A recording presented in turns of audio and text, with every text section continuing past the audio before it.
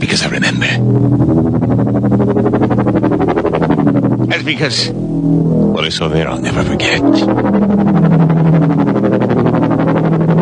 Or maybe worse, what happened there will never forget me. So don't look at me funny if I flinch when a car backfires or dive for a ditch, the sound of low-passing aircraft. Because I can never forget the days when the name on my uniform said Greaseman, but everybody knew me as Sergeant Fury!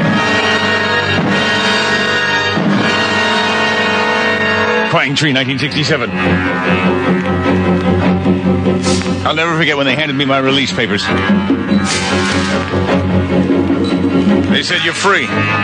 You're gonna be on the next flight back to the world. Good luck, you made it. I said, back to the world? No hooches, no punji sticks, no bouncing betties? No body counts, no KIA? No perimeters? No concertina wire? The captain processing my papers said, no, none of that. I said, what am I gonna do? How am I gonna live? Huh? This is the only thing I know, the jungle. As much as I hate it, I love it. I love the scent, I love the sound. I love the constant combat.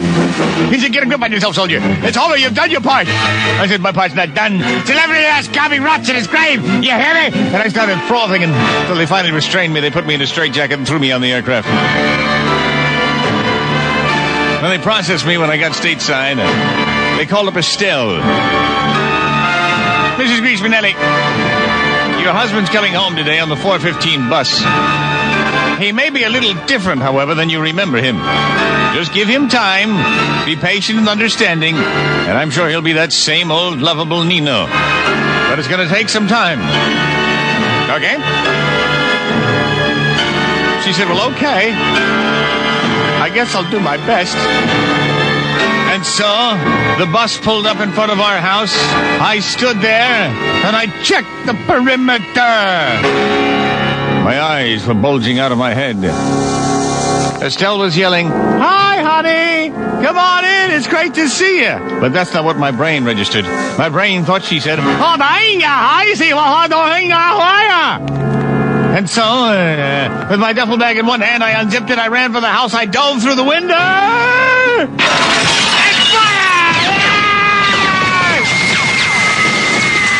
Pictures off the mantelpiece! I blew up the China cabinet!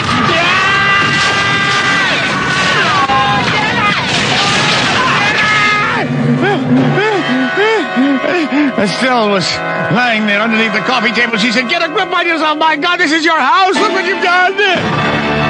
I said, house? She said, yes, house. This is where you live.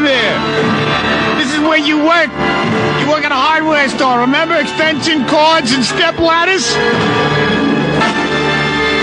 Gently, she took the M16 out of my hands.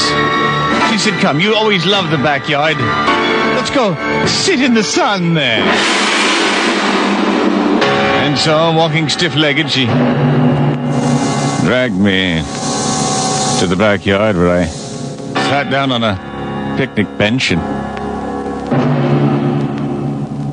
looked around, spittled at the corners of my mouth. She said, so Nino, it's been a long time. How are you? How have you been? What's new? I said, I'm okay, I guess.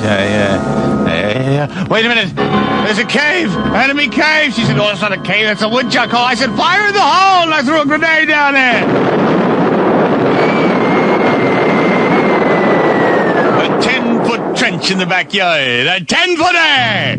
She said, you idiot, you idiot, you idiot! And she grabbed a frying pan and conked me in the head with it as hard as she could. I turned around, looked at her, and I said, no, that's not what I said. This is what I said.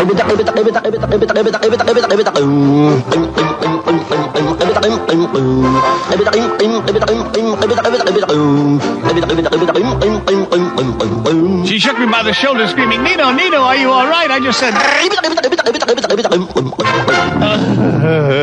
I looked at her, and suddenly my eyes cleared. I said, Estelle! Estelle! How are you? She said, Nino, you're home! She grabbed me and held me close.